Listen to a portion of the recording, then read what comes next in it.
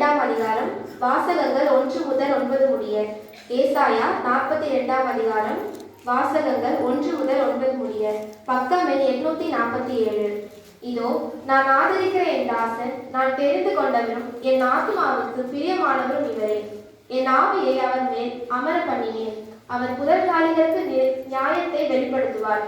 அவர் கூக்குளிடவும் மாட்டார். தம்முடைய சத்தத்தை உயர்த்தவும் அதை வீதியிலே கேட்க பண்ணவும் மாட்டார்.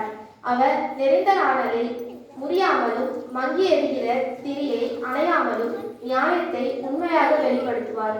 அவர் நியாயத்தை பூமியிலே நிலைப்படுத்தும் மட்டும் இலக்கரிப்பதும் இல்லை, பதறுவதும் இல்லை. அவருடைய வேதத்துக்கு தீர்வுகள் காத்திருக்கும்.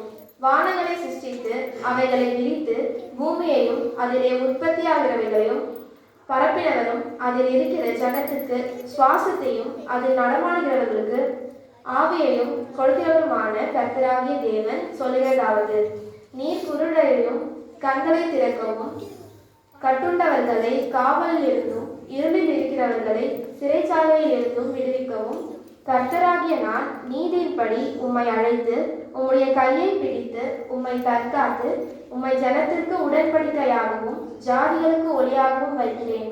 நான் கர்த்தர், இது என் நாமம். என் மகிமையை வேறொருவனுக்கும் என் துதியை விக்கிரங்களுக்கும் போனேன். பூர்வ காலத்தில் தெரிவிக்கப்பட்டவைகள் இதோ நிறைவேறலாயின.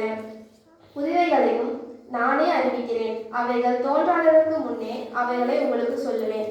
வாசிக்கும்படியாக கொடுக்கப்பட்டுள்ள பழைய ஏற்பாட்டின் பகுதி வாசித்து முடிந்தாயிற்று. கடவுளே உமக்கு மகிமை உண்டாவதாக.